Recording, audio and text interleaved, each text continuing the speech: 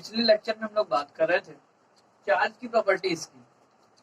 कई सारी प्रॉपर्टीज हमने देखी चार्ज की, जैसे चार्ज एक स्केलर होता है, चार्ज का एडिटिव नेचर होता है, चार्ज क्वांटाइज्ड होता है और चार्ज अट्रैक्ट और रेपल करता है एक दूसरे को। ये सब चीजें देख ली और उसके आगे चार्ज की और प्रॉपर्टीज देखते हैं। अगली प्रॉपर्टी जो है वो चार्ज की, चार्ज इनवेरिएंट होता है। इनवेरिएंट मतलब क्या होता है? जो वेरी ना करे, जो बदले ना। किसके रिस्पेक्ट में बदले? वेलोसिटी के रिस्पेक्ट में।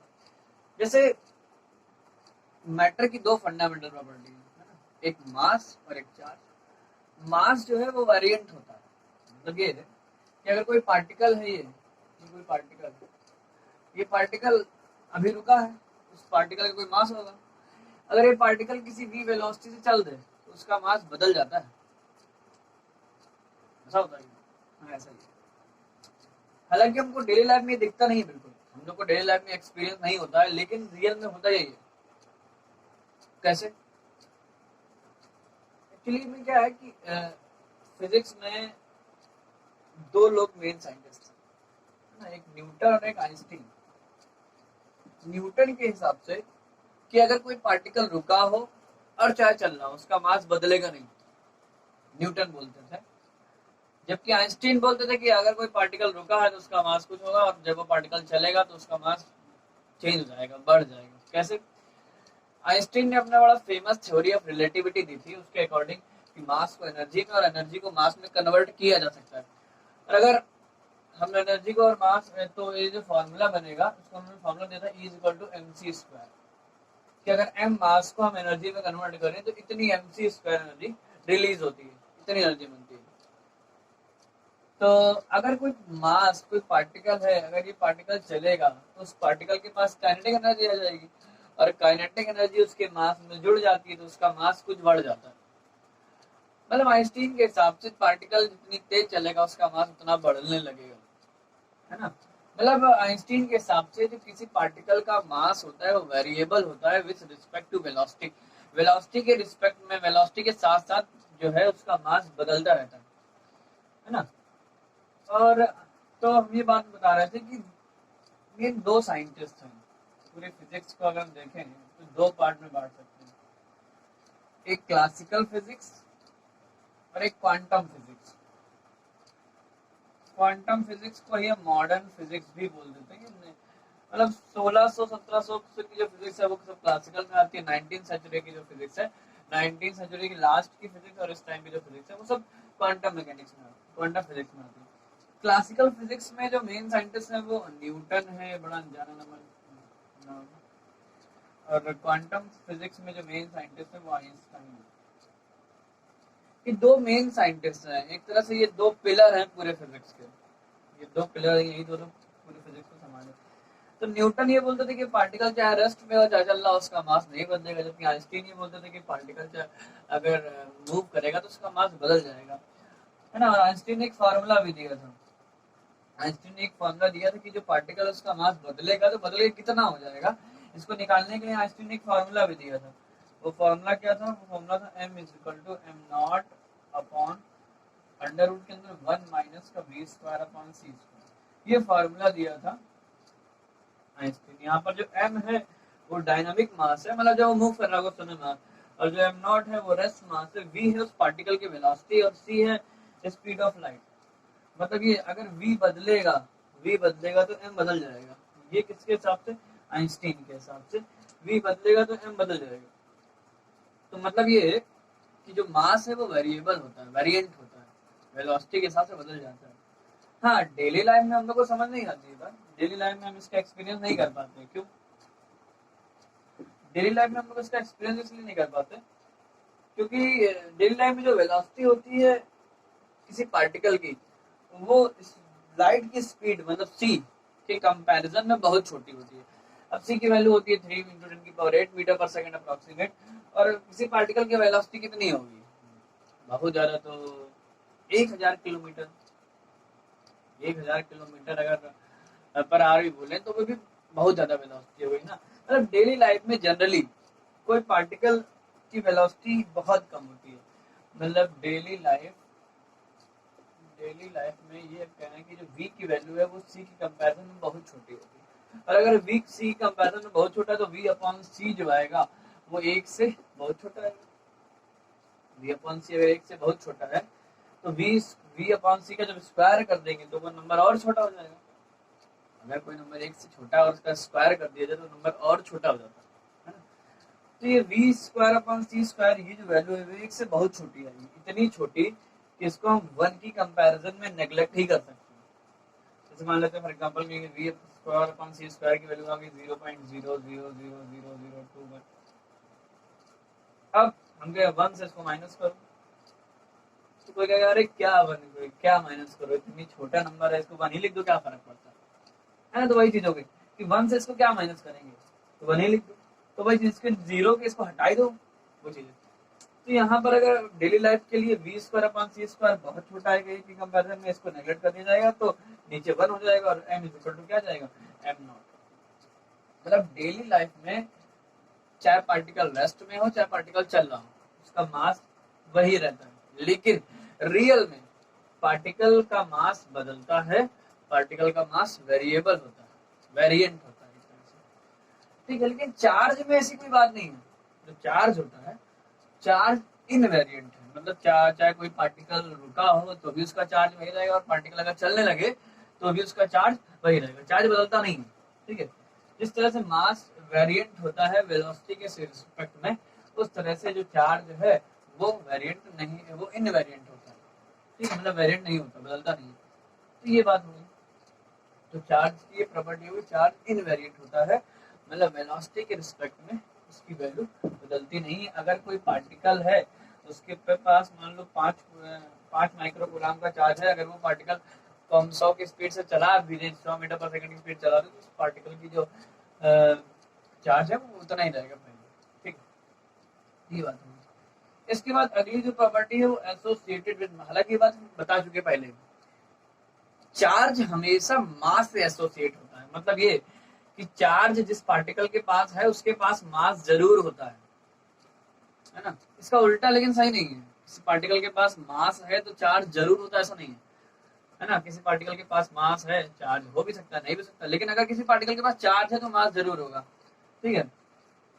तो जो चार्ज है वो हमेशा मास से एसोसिएट होता है, ठीक है। अच्छा एक बताओ, जब किसी बॉडी को हम चार्ज करते हैं तो उसका मास चेंज हो जाता है, ठीक है।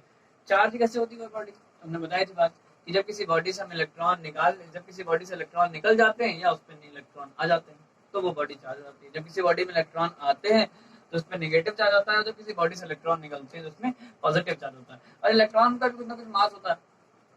तो इसका मतलब ये कि जब कोई बॉडी पॉजिटिवली चार्ज होती है, जब कोई बॉडी पॉजिटिवली चार्ज होती है तो उसका जो मास है वो क्या होगा, इलेक्ट्रॉन निकलेंगे, मतलब मास डिक्रीज होता है, कम होता है, ठीक है। और अगर कोई बॉडी निगेटिवली चार्ज होती है, निगेटिव चार्ज आता है, तो मतलब उसमें इलेक्ट्रॉन आते हैं तो उसका जो मास है वो इंक्रीज हो जाता है, बढ़ जाता है, ठीक है। इसका मतलब ये है कि अगर जब भी किसी बॉडी को अगर हम पॉजिटिवली चार्ज देते जा रहे हैं, पॉजिटिव चार्ज देते जा रहे हैं, इसका मतलब उसका मास कम होता जा रहा है, और अगर किसी बॉडी को नेगेटिव चार्ज देते जा रहे हैं इसका मतलब उसका मास बढ़ता जा रहा है, ठीक है। तो चार्ज जो है वो मास से एसोसिएट होता है, और मास के, और ये बात हुई, ठीक है। तो चार्ज जो है वो मास से एसोसिएट होता है, मतलब अगर पॉजिटिव नेगेटिव चार्ज हम किसी बॉडी को देखें तो उसका मास चेंज हो जाता है। लेकिन एक बात और है, अपनी डेली लाइफ में हमें एक्सपीरियंस नहीं होता, क्योंकि इलेक्ट्रॉन का मास बहुत कम होता है, इलेक्ट्रॉन का मास 9.1 × 10⁻³ किलोग्राम होता है। अगर कि आप किसी वस्तु में अगर 2-4-5 हजार इलेक्ट्रॉन आ भी जाएंगे तो क्या फर्क पड़ेगा, यहाँ 10⁻31 किलोग्राम का 2-4-5 इलेक्ट्रॉन निकाल लो या उसमें भेज दो तो उसके पास में जो है वो अप्रोक्सीमेट कोई फर्क पड़ने वाला नहीं है। हम लोग हालांकि नाप भी नहीं पाएंगे, हमारे पास कोई इतना एक्यूरेट इंस्ट्रूमेंट भी नहीं है जिससे हम उसका मास मेजर कर पाए डेली लाइफ में, ठीक है। तो हमें तो लगेगा कि एक्चुअल में कोई चेंज नहीं हुआ, लेकिन रियल में हमें लगेगा कि चेंज नहीं हुआ, लेकिन रियल में चेंज हो जाता है। हाँ ये बात है, ये चेंज होगा वो इतना कम है कि उसको नेग्लेक्ट कर सकते हैं। तो फिजिक्स में हम बहुत जगह नेग्लेक्ट कर लेते हैं, जहाँ देखो कोई डायरेक्शन प्रूव करना है नेगलेक्ट कर दो। बहुत लोगों को लगता है अरे ये सब तो ऐसा ही है, जहाँ मन आया ले फिजिक्स को नेगलेक्ट कर दो, जो लाना ले आओ। ऐसा नहीं है। फिजिक्स में जब भी नेगलेक्ट किया था, हर चीज का लॉजिक होता है, बिना लॉजिक के कोई भी चीज को फिजिक्स में हम नेगलेक्ट नहीं कर सकते। जैसे एक सिंपल सी बात, जैसे मान लो किसी के पास 2 लाख रुपए रखे और किसी 2 लाख रुपए और 1 रुपए और है, या 2 रुपए और है। अब कोई आगे पूछे कितने रुपए, तो वो 2 लाख ही बताएगा, 1 या 2 रुपए को नेगलेक्ट कर देगा। 2 लाख के कंपैरिजन में 1 या 2 रुपए क्या होता है, कुछ नहीं होता। हाँ वही अगर 10 रुपए होते तो फिर नेगलेक्ट ना कर पाते। तो नेगलेक्ट जब भी बात करते हैं तो नेगलेक्ट में हम कंपैरिजन करते हैं, बिना कंपैरिजन के नेगलेक्ट नहीं किया जा सकता। क्योंकि फिजिक्स में हम बहुत छोटे से छोटे नंबर को भी देखते हैं और बड़े से बड़े नंबर को देखते हैं। यहाँ तक कि हम एटम की रेडियस भी नापते हैं और सन का जो डायमीटर भी नापते हैं। तो जब भी नेगलेक्ट वाली बात होती है तो नेगलेक्ट हम हमेशा कंपैरिजन में करते हैं कि जब एक नंबर बहुत बड़ा है और एक नंबर बहुत छोटा है उसके कंपैरिजन में, तो हम उसको वहां पर नेगलेक्ट करते हैं। तो यहाँ पर भी जो मास में चेंज आता है चार्जिंग से, वो इतना कम है कि नेग्लिजिबल होता है, ठीक है। हालांकि लेकिन रियल में चेंज होता है, ये चीज। ठीक है, अगली बात ये थर्ड प्रॉपर्टी है, चार्ज कंजर्व रहता है, मतलब बदलता नहीं है। जैसे पढ़ा है हम लोग ने बहुत सारा एनर्जी कंजर्वेशन पढ़ा है ना, कंजर्वेशन लॉज, संरक्षण नियम हम लोगों ने पढ़ा है। एनर्जी कंजर्वेशन बहुत छोटे में पढ़ा जाता है, एनर्जी कंजर्वेशन, है ना। और पढ़ा जाता है हम लोग को मास कंजर्वेशन, तो ऐसे हम लोग पढ़ते हैं कंजर्वेशन लॉ। जैसे बहुत छोटे में पढ़ा जाता है, हम लोग को याद कराया जाता है कि एनर्जी को हम ना तो प्रोड्यूस कर सकते ना तो डिस्ट्रॉय कर सकते हैं ना, energy can neither be produce nor be destroyed. वही चीज है, ऐसे चार्ज में बोल कि चार्ज को हम ना तो प्रोड्यूस कर सकते हैं और ना ही डिस्ट्रॉय कर सकते हैं, है ना। इसे केवल एक स्थान से दूसरे स्थान पर ट्रांसफर कर सकते हैं। वही बात है, बात तो वही है, लेकिन बात इतनी सीधी नहीं है, जितनी सीधी लग रही है उतनी सीधी बात है नहीं है। क्या है, चार्ज को हम प्रोड्यूस नहीं कर सकते और चार्ज को हम डिस्ट्रॉय नहीं कर सकते, ठीक है। ये बात थोड़ा समझ नहीं आती। जैसे मान लो हमने कहा एक बैटरी है, वो बैटरी डिस्चार्ज हो गई, उसको हमने चार्ज कर दिया, तो इसका मतलब हमने पॉजिटिव चार्ज उसमें मतलब बॉडी में चार्ज आ गया, बैटरी में चार्ज आ गया, तो इसमें चार्ज प्रोड्यूस हो गया, है ना। और हम कह रहे हैं चार्ज को प्रोड्यूस नहीं कर सकते, ये क्या बात। तो एक्चुअल में बात ये है कि जैसे कोई बैटरी ले लो, अगर बैटरी में 2 टर्मिनल होते हैं, एक पॉजिटिव और एक निगेटिव, ठीक है। तो जब ये बैटरी डिस्चार्ज होती है तो इस पर ना तो कोई पॉजिटिव चार्ज होता है ना कोई निगेटिव होता है, जब वो पूरी तरह से डिस्चार्ज होती है। जब ये पूरी तरह से चार्ज हो जाती है तो इस पे प्लस आ जाता है और इस पे माइनस आ जाता है। तो जब ये डिस्चार्ज होती है तो इसमें नेट चार्ज 0 होता है, कोई चार्ज नहीं होता। लेकिन जब ये चार्ज होती है तो भी इस पे नेट चार्ज 0 ही होता है, जितना पॉजिटिव होता है उतना निगेटिव होता है, दोनों का टोटल क्या आएगा, 0, ठीक है। तो बैटरी का टोटल चार्ज 0 ही रहता है, चाहे वो बैटरी चार्ज हो चाहे वो डिस्चार्ज हो।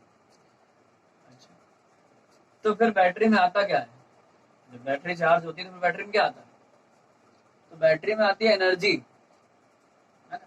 बैटरी में एनर्जी कहाँ से आती है, जिस भी सोर्स से हम चार्ज कर रहे होंगे बैटरी को, उस सोर्स से एनर्जी किसमें स्टोर हो जाती है, बैटरी में स्टोर हो जाती है। और उसके बाद जब हमें जरूरत पड़ती है हम उसका यूज कर लेते हैं, ठीक है।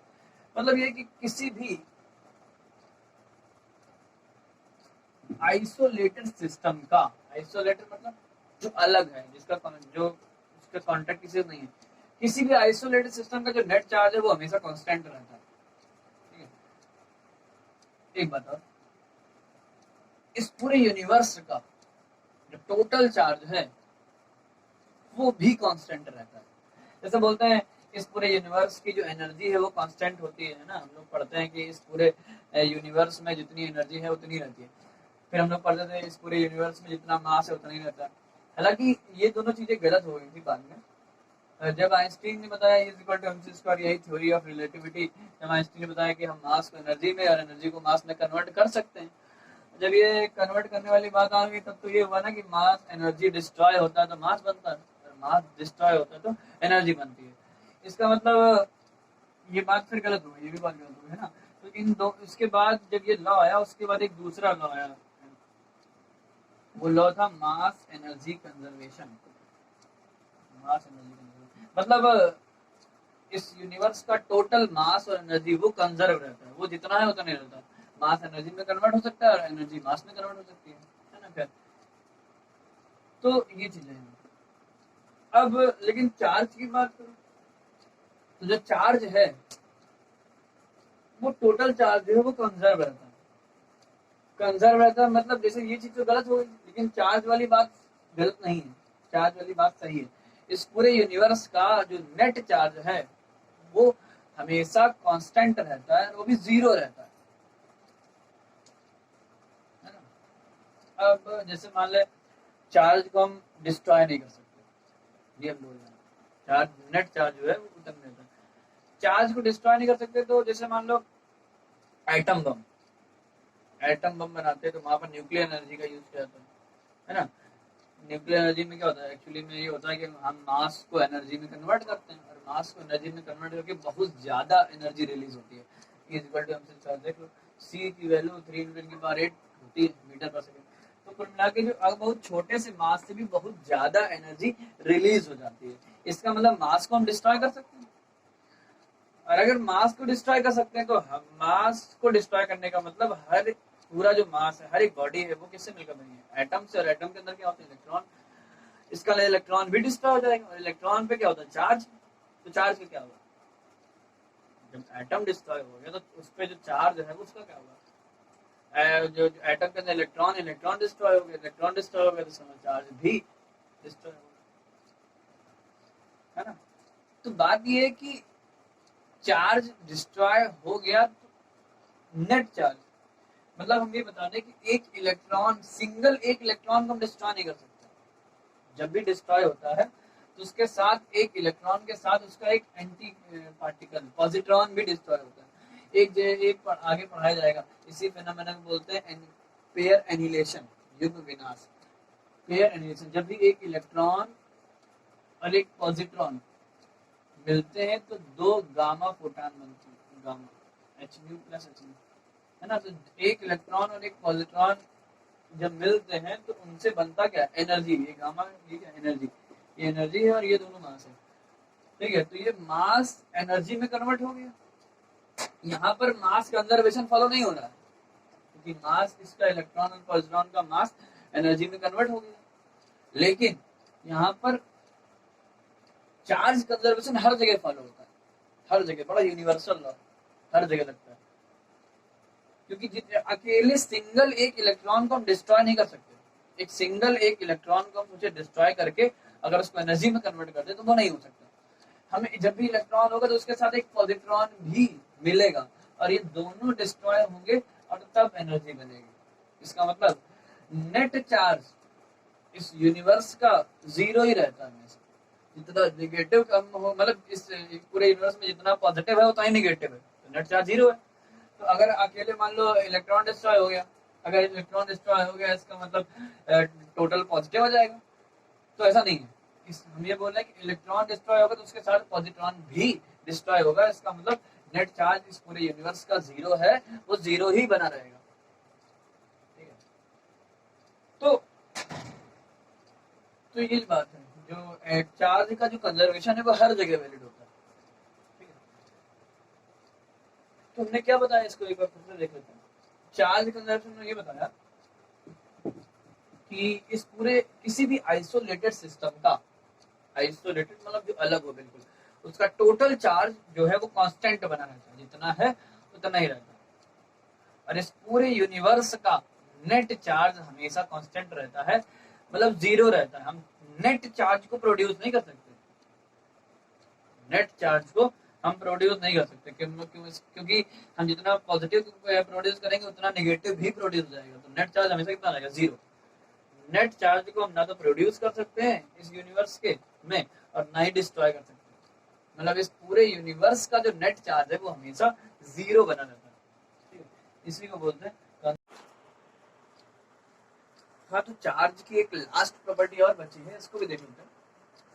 चार्ज पार्टिकल, जब कोई चार्ज पार्टिकल रुका होता है, स्टेशनरी होता है, तो वो अपने चारों तरफ इलेक्ट्रिक फील्ड बनाता है। इसकी अपनी प्रॉपर्टी है कि स्टेशनरी चार्ज, अगर कोई चार्ज रुका हुआ है ये अपने चारों तरफ क्या बनाता है, इलेक्ट्रिक फील्ड बनाता है। ठीक है, दूसरी बात, अगर चार्ज मूव कर रहा है, मूविंग चार्ज, वो अपने चारों तरफ इलेक्ट्रिक फील्ड तो बनाता ही है, साथ साथ मैग्नेटिक फील्ड भी बनाता है। एक मूविंग चार्ज अपने चारों तरफ इलेक्ट्रिक फील्ड और मैग्नेटिक फील्ड दोनों बनाता है, इलेक्ट्रिक फील्ड और मैग्नेटिक फील्ड दोनों बनाता है। ठीक है, लेकिन अगर वो चार्ज कांस्टेंट वेलोसिटी से चल रहा है, कांस्टेंट वेलोसिटी चल रहा है तो केवल इलेक्ट्रिक फील्ड मैग्नेटिक फील्ड बनाएगा। लेकिन अगर चार्ज वो वेरिएबल वेलोसिटी चल रहा है, मतलब उसकी एक्सीलरेटिंग मोशन है, उसके पास कुछ ना कुछ एक्सीलरेशन है, त्वरण है, अगर उसके पास कुछ एक्सीलरेशन है तो वो इलेक्ट्रिक फील्ड और मैग्नेटिक फील्ड तो बनाएगा ही, साथ में अपनी एनर्जी रिलीज करेगा, बाहर निकालेगा इलेक्ट्रोमैग्नेटिक वेव्स के फॉर्म में, ईएम वेव। इलेक्ट्रोमैग्नेटिक वेव्स कैसे बनती है इसके बारे में बाद में डिटेल में पढ़ा जाएगा। तो ये चार्ज की प्रॉपर्टीज है। ठीक है, तो पूरी इलेक्ट्रोमैग्नेटिज्म में बेसिकली हमें इन्हीं प्रॉपर्टीज के बारे में स्टडी करना है। ठीक है, इलेक्ट्रोस्टैटिक्स में हम इलेक्ट्रिक फील्ड के बारे में पढ़ेंगे, स्टेशनरी चार्ज होगा वहाँ, वो अपने चारों तरफ इलेक्ट्रिक फील्ड बनाएगा, उसके बारे में पढ़ेंगे, है ना। और आगे मैग्नेटिज्म में मैग्नेटिक फील्ड के बारे में पढ़ेंगे। बेसिकली पूरी इलेक्ट्रोमैग्नेटिज्म में, मतलब इंटर की जो फर्स्ट बुक है उसमें पूरा का पूरा हम इन्हीं प्रॉपर्टीज के बारे में बहुत डिटेल से पढ़ते हैं। अच्छा, चार्ज और मास ये दोनों किसी मैटर की फंडामेंटल प्रॉपर्टी होती है ना। फंडामेंटल प्रॉपर्टी मतलब जिनके बारे में हम कुछ बोले नहीं कि ऐसा क्यों होता ही है। तो चार्ज और मास दोनों फंडामेंटल प्रॉपर्टी, इनमें क्या कंपैरिजन है, जिनमें डिफरेंस क्या है, कंपेयर करते हैं। तो पहली बात, चार्ज हमेशा, चार्ज जो है वो पॉजिटिव हो सकता है, नेगेटिव हो सकता है, दो टाइप के चार्ज होते हैं, लेकिन मास हमेशा पॉजिटिव होता है। नेगेटिव मास का कोई मतलब नहीं है, मास कभी नेगेटिव नहीं होता। दूसरी बात, चार्ज हमेशा क्वांटाइज्ड होता है। क्वांटाइज्ड मतलब टुकड़ों में होता है। सबसे छोटा टुकड़ा क्या है, इलेक्ट्रॉन का चार्ज ना, 1.6 × 10⁻⁻19 कूलम।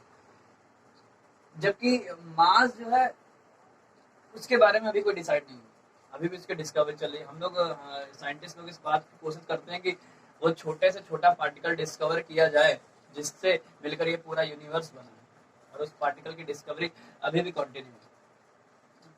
एक गॉड पार्टिकल के बारे में सुना होगा, गॉड पार्टिकल इसी डिस्कवरी में आता है कि गॉड पार्टिकल के बारे में साइंटिस्ट लोग बताते हैं।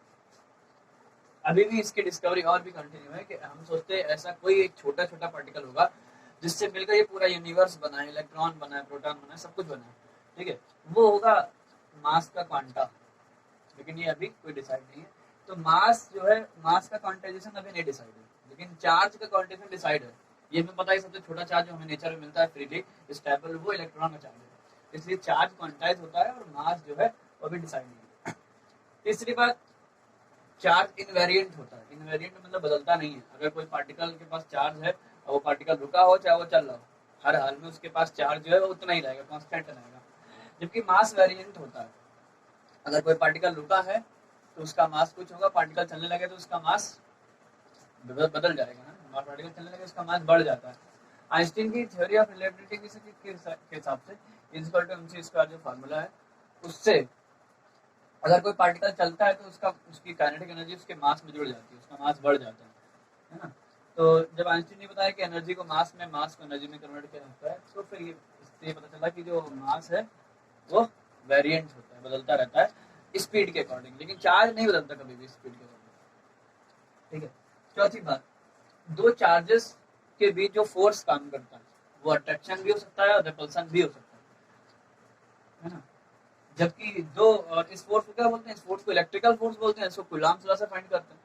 जबकि दो मासेस के बीच जो फोर्स काम करता है वो हमेशा अट्रैक्शन होता है ना, और इस फोर्स को ग्रेविटेशन फोर्स बोलते हैं, और इसको Newton's law of universal gravitation से निकालते हैं। ठीक है, अगली बात, चार्ज हमेशा कंजर्व रहता है, जबकि मास हमेशा कंजर्व नहीं रहता। बहुत सारे केसेस हैं जहां पर मास कंजर्व नहीं रहता, जैसे न्यूक्लियर रिएक्शंस में मास एनर्जी में कन्वर्ट हो जाता है, इसलिए मास डिस्ट्रॉय हो जाता है। मास डिस्ट्रॉय हो जाता है, इसका मतलब मास का कंजर्वेशन फॉलो नहीं होता। लेकिन चार्ज हर जगह कंजर्व रहता है, चाहे न्यूक्लियर रिएक्शन कहीं पर भी, हर जगह चार्ज हमेशा कंजर्व होता है। इस पूरे यूनिवर्स का टोटल चार्ज हमेशा 0 ही रहता है। जितना अगर पॉजिटिव चार्ज डिस्ट्रॉय होगा तो नेगेटिव भी हर हाल में होगा, इसका मतलब टोटल चार्ज इस पूरे यूनिवर्स का 0 ही बना रहेगा। जबकि मास डिस्ट्रॉय हो जाता है, इसलिए मास कंजर्व नहीं होता, जबकि चार्ज है वो हमेशा कंजर्व होता है। अपने डेली लाइफ में तो मास भी कंजर्व होता है, लेकिन प्रैक्टिकली न्यूक्लियर रिएक्शंस में एटॉमिक बम जहाँ बनाया जाता है वहां पर जो है मास एनर्जी में कन्वर्ट हो जाता है, इसलिए मास कंजर्व वहां नहीं होता। अगली बात, चार्ज हमेशा मास से एसोसिएट होता है, मतलब अगर कोई पार्टिकल है उसके पास चार्ज है तो उसके पास मास तो होगा ही, बिना मास के चार्ज का कोई मतलब नहीं। जबकि जबकि मास हमेशा चार्ज से एसोसिएट होता है, ये बात सही नहीं है। ठीक है, कोई पार्टिकल है उसके पास चार्ज हो और मास भी हो, ये भी हो सकता है, और कोई पार्टिकल है उसके पास चार्ज ना हो और मास हो, ये भी हो सकता है। तो चार्ज हमेशा मास से एसोसिएट नहीं होता, जबकि जबकि जो है, सॉरी उल्टा बोल दिया, चार्ज जो है वो हमेशा मास से एसोसिएट होता है, जबकि मास हमेशा चार्ज से एसोसिएट नहीं होता। ठीक है, तो ये कुछ कंपैरिजन है चार्ज और मास में। ठीक है, तो आपको इन टॉपिक्स से रिलेटेड कोई भी प्रॉब्लम आ रही हो तो कमेंट करें, और कुछ वीडियो की क्वालिटी से रिलेटेड कोई बात हो तो वो जो नंबर है उसमें दिया गया सबसे आगे थंबनेल में, उसमें आप व्हाट्सएप